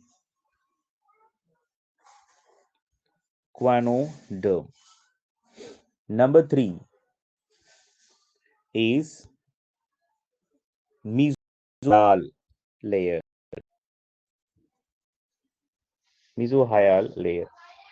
ठीक है, तो पहला क्या होता है? पिनाकोडर्म। दूसरा क्या था? क्वानोडर्म। तीसरा क्या है? mesohyal layer. 3 लेयर होते हैं। तो मैं पहले इन लेयर के बारे में थोड़ा बता देता हूं, उसके बाद मैं डायग्राम दिखा के, मेरे पास डायग्राम यहाँ पे भी है, आपके नोट्स में भी डायग्राम है, तो आप भी उसको खोल लेना, तो हम एक साथ उसको डिस्कस करेंगे। पहले समझ लो कि लेयर में क्या क्या होता है। एक्चुअली ये लेयर होता है पिनाकोडर्म, मतलब जो आउटर मोस्ट लेयर है। ठीक है, आउटर मोस्ट जो लेयर है उसको हम बोलते हैं पिनाकोडर्म। ठीक है, now this layer is actually consist of a special type of cell, flattened shape cell. पहला तो वो होगा, दूसरा होगा ओवल टाइप ऑफ सेल। ठीक है, तो जो फ्लैट एंडेड सेल होते हैं उसको हम बोलते हैं पिनाकोसाइट, इसीलिए उसका नाम पड़ा इस लेयर का पिनाकोडर्म। और जो ओवल शेप का सेल होता है वो कहाँ पे रहता है? पोर्स में रहता है। ठीक है, यहाँ पे ये पोर्स होगा, तो पोर्स को कवर करने के लिए ऐसे ओवल शेप का सेल होता है जिसको हम कहते हैं पोरोसाइट्स। ठीक है, नेक्स्ट लेयर होता है choanoderm. Now it is the inner cellular layer consists of specialized cells that is flattened. These cells are all, sorry, not flattened, these cells are flagellated, not flattened. So these cells are flagellated, और मैं अगर यहाँ पे बना के दिखाऊंगा तो ऐसा होता है देखने में, like this, ऐसा, और इसमें फ्लैजेला होगा। तो जो इनर मोस्ट वॉल है, मतलब अंदर की तरफ, यहाँ पे देखो मैं एरो मार्क करके दिखा रहा हूँ, इनर मतलब ये वाला पार्ट हम दिखा रहे हैं। तो ये जो इनर मोस्ट लेयर है, यहाँ पे जो सेल्स, जिस सेल से बना होता है ये लेयर, उस सेल का नाम क्या होता है? उसका नाम होता है क्वाइनोसाइट और कोलार सेल। तो मैंने बना के भी दिखाया, बिल्कुल ऐसा होता है। ठीक है, मैं थोड़ा और अच्छे से बना के दिखाने की कोशिश करता हूँ। ऐसे गोल होगा, ठीक है, उसमें से ऐसे स्ट्रक्चर निकलेंगे इस तरह, और उसमें से फ्लैजेला होगा। ये अंदर का, ये अंदर वाला जो लेयर, अभी हमने क्या पढ़ा? पिनाकोडम, जो कि आउटर मोस्ट लेयर, इसकी बात कर रहे हैं। ये है आउटर मोस्ट लेयर, ये है पिनाकोडम। और इनर मोस्ट जो लेयर उसको हम बोलते हैं क्वानोडम। क्यों? अभी देखो हमने अभी पढ़ा पिनाकोडर्म जो है उसमें क्या होते हैं स्पेशल, अभी मैं नेक्स्ट डायग्राम में और फिर से दिखाऊंगा तो आपको और क्लैरिटी आएगी, सो डोंट वरी। मैं पहले अभी एक बेसिक समझा रहा हूं, अभी हम डायग्राम के साथ फिर से डिस्कस करेंगे, so you don't worry about that. ठीक है, सो पिनाकोडर्म मतलब फ्लैट एंडेड सेल्स होते हैं, जो कि बाहर का लेयर बनाता है इनके बॉडी का। अच्छा, क्वानोडर्म मतलब अंदर का जो लेयर, इनर मोस्ट लेयर, जो स्पॉन्जोसील का जो इनर मोस्ट लाइनिंग है, वो बनता है क्वानोडर्म से, जो कि जो सेल है, सॉरी, वो जो लेयर उसको क्वानोडर्म बोलते हैं हम। और वहां पे जो सेल होता है, जिस सेल से बनता है आपका क्वानोडर्म जो layer, that is collar cell, उसको हम बोलते हैं या तो क्वानोसाइट्स। ठीक है, अब एक चीज यहाँ पे ध्यान देना कि जो मिडिल लेयर है उसको हम कहते हैं मीजोहायल लेयर। मतलब ये पिनाकोडर्म और क्वानोडर्म के बीच में जो एक लेयर है उसको हम बोलते हैं आपका मीजोहायल लेयर, और दूसरा एक नाम है मीजेनकाइम। क्या कहते हैं? मेजेनकाइम। क्या कहते हैं उसे? Mesenchyme. So it is a non cellular layer present between pinacoderm and choanoderm. ये जो लेयर होता है इसमें कोई प्रॉपर मतलब सेल नहीं होता, तो ये बेसिकली नॉन लेयर है जिसको हम कहते हैं, जो कि प्रेजेंट होता है आपका पिनाकोडर्म एंड क्वानोडर्म के बीच में, इसको हम बोलते हैं मेसेनकाइम। ठीक है, now the area between these two membrane, it is actually filled with gelatinous material. मतलब ये मेसेनकाइम की जो बात कर रहा, मिडिल जो लेयर है मीजोहायल लेयर, ये किससे फिल होता है? एक जिलेटिनस मटेरियल होता है जिसको हम कहते हैं मीजोग्लिया। डर्म एंड क्वानोडर्म के बीच में जो जगह है, that space is filled with, and that layer is known as mesenchyme and mesohyal layer, and that is filled with gelatinous layer or material which is known as mesoglea. अगर हम उसका composition देखेंगे तो उसमें हमें क्या मिलेगा? Water and collagen. किससे बना होता है? Water and collagen. Now in this mesohyal layer or this mesoglia, we can find some irregular cells, we can find some irregular cells, ठीक है, जिसको हम कहते हैं एमीबोसाइट्स। उसमें क्या मिलेगा? कुछ इरेगुलर सेल्स हमें मिलेंगे, हम जिसको कहते हैं एमीबोसाइट। अच्छा, अब ये एमीबोसाइट का फंक्शन क्या है? Basically this amoebocyte they have few functions, सिर्फ एक फंक्शन नहीं है, काफी उसके फंक्शंस है। जैसे कि कोलेजन फाइबर जो है उसको सिक्रीट करना, ये भी एक फंक्शन है। अच्छा, डिफेंस मतलब एनिमल को बाहर के जो भी पैथोजन है, जो भी डिफरेंट तरह के ऑर्गेनिज्म, जो भी ऑर्गेनिज्म है जो कि डिजीज कॉज कर सकता है या फिर उनको इफेक्ट कर सकता है, उनसे ये बचाता है, इम्यूनिटी प्रोवाइड करता है। Then it also help in the transfer digested food etcetera.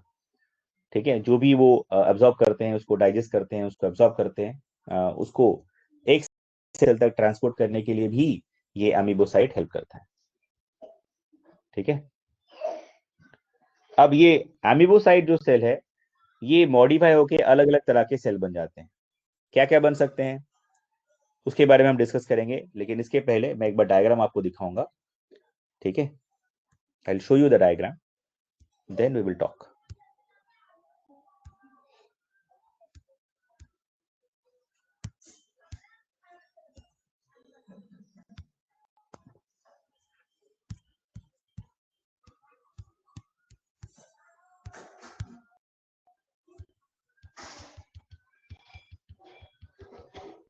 Yes.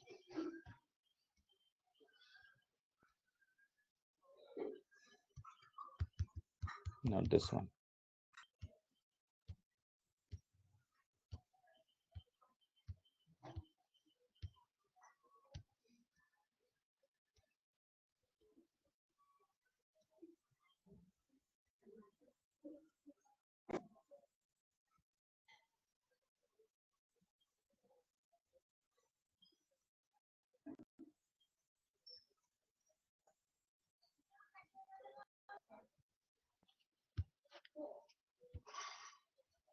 Yes, ये वाला देखिए, दिस इज द डायग्राम। ध्यान से देखो, मैं बार बार यही वाला डायग्राम कॉमन आपको बता रहा हूँ। तो आप अगर देखोगे तो ये एक एलएस सेक्शन है स्पंज का। तो अगर आप ध्यान से देखोगे तो ये ऑस्टिया है, देखो जो इतने सारे पोर्स है जो जहां से कि पानी अंदर आ रहा है, और एक कॉमन ओपनिंग है ऊपर की तरफ, देखो लिखा है ऑस्क्यूलम, आप सबको दिख रहा होगा। ठीक है, तो ये सारे ऑस्टिया है और एक कॉमन ओपनिंग पानी बाहर जाता है, इसको हम बोलते हैं ऑस्क्यूलम। ठीक है ना, यहां तक क्लियर है? समझ में आया ना क्या बता रहा हूं मैं? Do you are you able to imagine what I am talking about? समझ में आया ना? ये डायग्राम तो नहीं, सेम डायग्राम है, बस इसमें डिटेल में वो हुआ है और लेयर बना हुआ है, बस यही है और कुछ नहीं। मैंने बस सिंपल एक स्कीमेटिक डायग्राम बनाया था। आप यहाँ पे with all the important cells which is present, वो आपको यहाँ पे डायग्राम में दिखाया गया और कुछ नहीं।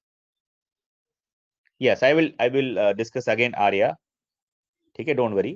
First of all you tell me, are you what I am showing here in this diagram? समझ में आया ना कि ऑस्टिया जो मैंने बताया, क्लियर है ना? वो समझ में आ रहा है? एलएस सेक्शन, एलएस सेक्शन मतलब जब हम किसी भी एनिमल का एक एलएस सेक्शन लॉन्गिट्यूडनली इसको कट करते हैं, तो यहाँ पे हमने क्या किया, स्पंज को लॉन्गिट्यूडनली कट करके हम उसको स्टडी कर रहे हैं। ठीक है, मैं एक बार आपको डायग्राम बना के समझाता हूँ, फिर वापस उस डायग्राम में जाऊंगा, नहीं तो आपके मन में डाउट रह जाएगा। Just give me a minute, let me just draw. Okay, Jay Kumar, just wait. I believe you will understand. Just give me 2 minutes. I will try in different way. देखो, स्पंज का अगर हम 3D diagram बनाएंगे ना तो कैसा होगा देखो। अगर हम उसका एक प्रॉपर डायग्राम बनाएंगे ना तो 3D तो वो होता है ऐसा। ध्यान से देखना।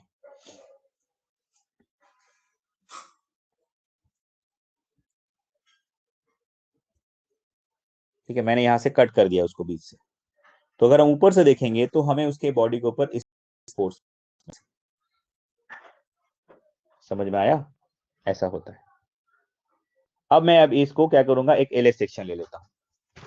ठीक है, अभी मैं एक एलएस सेक्शन लूंगा। अब मैं जब एक एलएस सेक्शन लूंगा तो मुझे क्या मिलेगा, इस तरह दिखेगा मुझे। ठीक है, अभी मैंने कट कर दिया है ना इसको, तो मुझे इसका इंटरनल स्ट्रक्चर ऐसे दिखेगा। ठीक है, तो अभी यहाँ पे मुझे इस तरह की, तो यहाँ पे आपको जो पोर्स मैंने बनाया है वो हमें इस तरह साइड से दिखेगा, क्योंकि हमने एलएस सेक्शन ले लिया। समझ में आया ना क्यों हमें पोर्स ऐसा दिख रहा है? बताओ, नहीं समझ में आया तो बताओ, नहीं तो मैं फिर से बताऊंगा। ठीक है ना? जय कुमार, आर्या, समझ में आ रहा है? आप लोगों को डाउट हो रहा था? यस। तो अभी हमने एक 3D डायग्राम बनाया, देखो अभी थोड़ा सा छोटा सा मैंने यहाँ पे बनाया आपको। मैंने दिखाया कि ओस्टिया जो होता है वो एक्चुअली ऊपर में होता है, उसके बॉडी के ऊपर, स्किन के ऊपर। तो हम जब उसका एक एलएस सेक्शन लेंगे, ये एलएस सेक्शन है, देखो ये एक लॉन्ग मैंने बीच में से हमने उसको ऊपर से, है ना।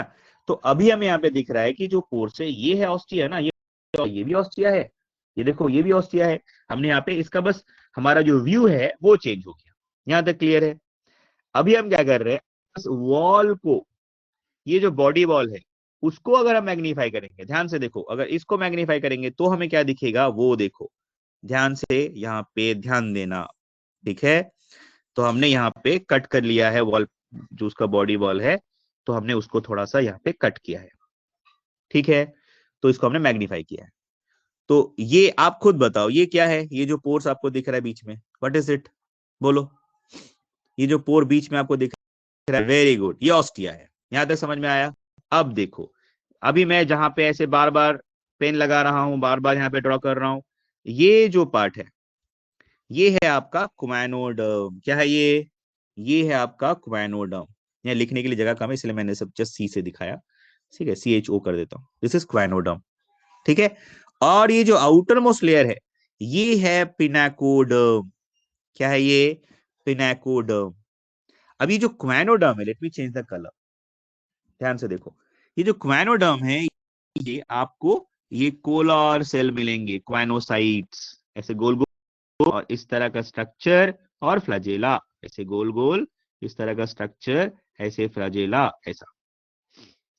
ये जो लेयर है इसको कहते हैं क्वाइनोडर्म। क्यों, क्योंकि किससे बना हुआ है, कोलार सेल या क्वाइनोसाइट से बना है, इसीलिए हम इसको कहते हैं क्वाइनोडर्म। ये इनर मोस्ट लेयर है बॉडी का, स्पंज का। और पिनाकोडर्म मतलब बाहर वाला लेयर। यहाँ पे कैसा होता है सेल, मैंने पहले ही बताया, फ्लैट एंडेड, ऐसे लॉन्ग फ्लैट एंडेड स्ट्रक्चर होगा, ठीक है। और आउटर मोस्ट लेयर हमने पूछा है, तो यहाँ पे क्या होता है, ये जो पोर्स होते हैं ना, अभी देखा ना ऑस्टिया, ये ऑस्टिया के बीच बीच में, सॉरी ऑस्टिया, दोनों ऑस्टिया के बीच में यहाँ पे एक लॉन्ग ऐसे लंबा ओवल शेप का पोर सेल होता है, जो कि ये पोर को सपोर्ट करता है, इस लेयर को, बीच का जो लेयर को सपोर्ट करता है। Let me change the colour. अच्छा, अभी आपको क्वाइनोडर्म और पिनाकोडर्म क्लियर है। क्वाइनोडर्म और पिनाकोडर्म जो लेयर है, क्या लोकेशन है दोनों के बीच में, सबको समझ में आया, जो जो पूछ रहे थे, आर्या, जय कुमार, आया समझ में कि पिनाकोडर्म का लोकेशन क्या है, क्वाइनोडर्म का लोकेशन क्या है, आया समझ में। अब पिनाकोडर्म और क्वाइनोडर्म, इसके बीच में देखो मैं रेड से शेड कर रहा हूं, ये जो जगह है दोनों के बीच में, इसी को बोलते हैं मिजोहायल और मिजेनकाइम। यहीं पे क्या होता है, जिलेटिनस लेयर होता है, यहाँ पे क्या रहता है, जिलेटिनस सब्सटेंस रहता है इसके बीच में, ठीक है। सॉरी, पिनाकोडर्म और क्वाइनोडर्म के बीच में क्या होता है, जिलेटिनस सब्सटेंस होता है। तो मैं थोड़ा सा फिर से इसको क्लियर करता हूँ, फिर यहाँ पे मैं दिखाता हूँ आपको इस जिलेटिनस लेयर में क्या सिचुएशन है। ये जो जिलेटिनस लेयर है इसी को बोलते हैं मिजोग्लिया। और यहाँ पे हमें इरेगुलर सेल्स मिलते हैं जिसको हम बोलते हैं एमीबोसाइट्स। क्या बोलते हैं हम इसको, एमीबोसाइट्स। इसके अंदर हमें क्या मिलेगा, इरेगुलर सेल्स, इस तरह की इरेगुलर, अच्छा एक मिनट पेंसिल, यहाँ पे हम इस तरह की इरेगुलर सेल्स मिलेंगे, ठीक है। इसको हम बोलते हैं एमीबोसाइट। अब यहां तक समझ में आया, समझ में आया, क्लियर है सबको। हिस्टोलॉजी हम अभी अभी हम क्या कर रहे हैं, स्पंज का हिस्टोलॉजी पढ़ रहे हैं। We are talking about the histology of the sponge, उसका बॉडी वॉल को डिटेल में हम पढ़ रहे हैं। यहाँ तक क्लियर, बताइए ना, हाँ एमोबोसाइट फिर से मतलब एक्सप्लेन। हाँ ठीक है, बताता हूँ, ठीक है। देखो चलो, तो बॉडी वॉल आपको समझ में आया, पिनाको सॉरी हाँ, पिनाकोडर्म एंड आपका क्वाइनोडर्म, ये आपको क्लियर है। तो मैं पेज में जाऊं, दूसरा पेज में दिखाऊं, क्योंकि यहाँ पे जगह कम है, तो हम दूसरे पेज में चलते हैं आगे बात करने के लिए, ठीक है। चलो, so let us again draw the same diagram, ठीक है। हमें अच्छे से पता है ये बाहर वाला पोर्शन है, ये बना होता है पिनाकोडर्म से, अंदर वाला जो ये बना होता है क्वाइनोडर्म, जिसमें हमको पता है कोलर सेल मतलब जो जिसमें ऐसे फ्लैजेला होगा, ये हमको पता है। और बीच में जो लेयर है, कुमार पूछ रहा है कि सर के बीच में, दो लेयर के बीच में जो सब्सटेंस है, ठीक है, वो क्या है। मैंने अभी तो बताया आपको, वो एक जिलेटिनस लेयर होता है वो, ठीक है। और बना किससे हुआ है, जिलेटिनस लेयर का कंपोजिशन अगर हम देखेंगे तो water plus collagen, water plus collagen इसमें बना, इससे बनता है ये, ठीक है। और इसमें हमें क्या मिलेगा, इर्रेगुलर सेल मिलेंगे, इस तरह के इर्रेगुलर, ऐसे करके इस तरह के इर्रेगुलर सेल, मतलब प्रॉपर शेप नहीं है, इर्रेगुलर मतलब इसका प्रॉपर शेप नहीं है, उस तरह के सेल्स मिलेंगे। ठीक है, अब ये जो एमीबो अलग अलग फंक्शन है, एमीबोसाइट मॉडिफाई होके अलग अलग फंक्शन करता है, because it perform different different types, so we have categorized this amoebocyte according to their function। ठीक है, एक होता है आर्कियोसाइट जो क्या करता है, अनडिफरेंशिएटेड सेल। ठीक है, ये एक टोटीपोटेंट कैरेक्टरिस्टिक फीचर होता है। दूसरा होता है trophocyte, this are also known as nerve cell which provide food to the developing cells. तीसरा होता है thecocyte, it store food granules. Then fourth होता है ग्लैंड सेल्स, ठीक है, this secrete the slimy substance. Then seroblast, it secretes spicules. Then coloblast cell in case of calcareous sponge। इस तरह करके जो आपका जो इरेगुलर सेल्स है जो कि एमीबोसाइट्स है, क्योंकि अभी क्या पड़ा, 5000 अलग अलग तरह के स्पंज है। तो अलग अलग स्पंजेस में अलग अलग कंडीशन में यही अब सेम एमीबोसाइट मॉडिफाई होके अलग अलग फंक्शन करता है। इसीलिए हमने उस according to their function we have categorized this amoebocyte in different categories। देखो मैंने लिस्ट दिया है आपके नोट्स में, जर्म सेल, उसके बाद क्रोमोसाइट, फेगोसाइट्स, देखा आप लोगों ने, आपके नोट्स में भी है, देखो पेज नंबर होगा आपका 11, पेज नंबर 11 में होगा, देखो। ठीक है, तो पिनाकोडर्म जरूरी है समझना, और दूसरा होता है आपका क्वानोडर्म। उसके बीच में जो लेयर होता है उसको हम, उसमें क्या रहता है, जिलेटिनस सब्सटेंस से बना होता है, इसके लिए हम उसको बोलते हैं मीजोहायल लेयर, और उसको मीजोग्लिया भी बोलते हैं। और वो जिलेटिनस सब्सटेंस अगर आपसे पूछा जाए किससे बना होता है, वॉल से बना होता है। उसमें हमें एक इरेगुलर टाइप के सेल्स मिलते हैं जिसका अलग अलग फंक्शन हो सकता है अलग अलग स्पंजेस में। तो अभी तक हमने जो भी जो बेसिक स्टडी किया है, तो क्या किया है के जो इरेगुलर सेल्स मतलब एमीबोसाइट्स है, उसके according to their function we have categorise them in different categories. जरूरी नहीं है कि सारे एमीबोसाइट एक ही स्पंज में मिल जाएंगे। ठीक है, ये समझ लो ध्यान से। अच्छा, और इरेगुलर सेल्स के क्या मिलेंगे इसमें, what we will find in the mesophyll, we can find the endoskeleton of the sponge. जो मैंने आपको पहले भी बताया था कि स्पंज का स्ट्रक्चर मेंटेन करने के लिए स्पंज के पास भी एंडोस्केलेटन है, जो कि क्या है, स्पिक्यूल्स एंड स्पंजिन फाइबर्स। ठीक है, मैं फिर से एक बड़ा सा डायग्राम बनाता हूं कि आपको क्लैरिटी आ जाए।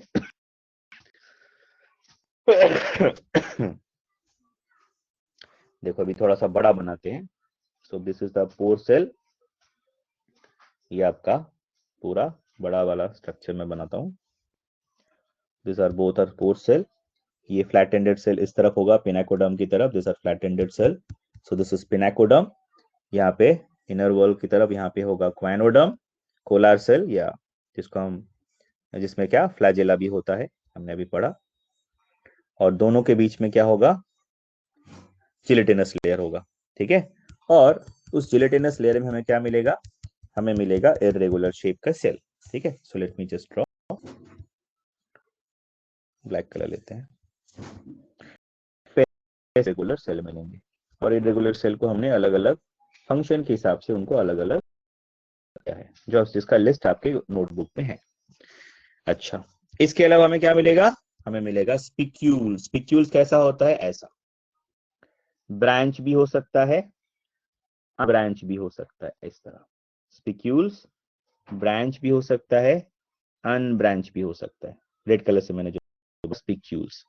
और क्या मिल सकता है apart from spicule, spongin fibres, we can find spongin fibre. देखो मैं ग्रीन कलर से बना रहा हूं, ये जो स्पंजिन फाइबर और ये जो स्पिक्यूल्स है, ये दोनों, this two structure actually help to actually maintain the framework or the body structure of sponge। तो ये spicules और ये जो spongin fibers है, they are working as an endoskeleton in case of sponges।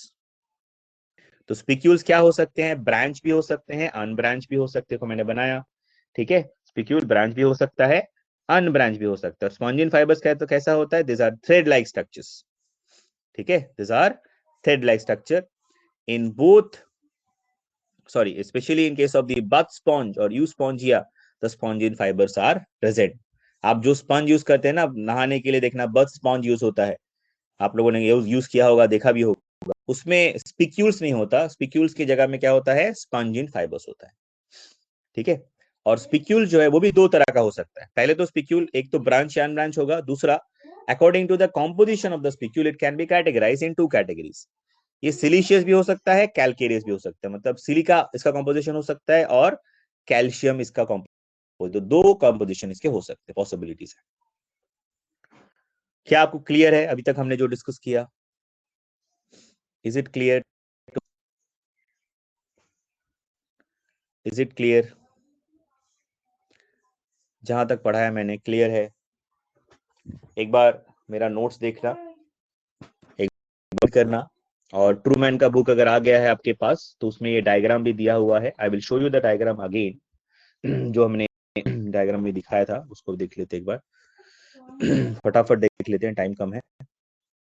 देखो ये वाला डायग्राम, तो यहाँ पे अभी आपको समझ में आ जाएगा कि ऑस्टिया है, आउटर मोस्ट जो लेयर देखो उसको पिनाकोडर्म कहते हैं, इनर मोस्ट जो लेयर उसको हम बोलते हैं क्वाइनोडर्म, बीच में मिजोहाइल में आपको स्पिक्यूल्स भी दिख रहे हैं, अनब्रांच स्पिक्यूल दिख रहा होगा आपको, और इनमोस्ट जो लेयर है उसमें आप देखो कॉलर सेल है, कॉलर सेल। ठीक है, तो ये मैं आपको दिखाना चाहता था, तो अभी इसको आप देखो तो अभी आपको और क्लैरिटी आएगी।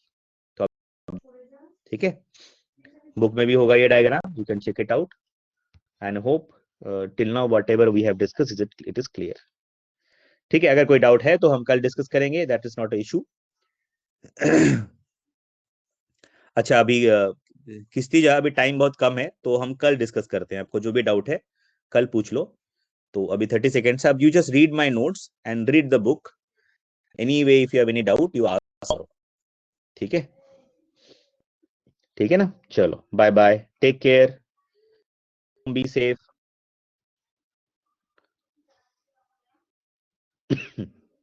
And have patience. ठीक है।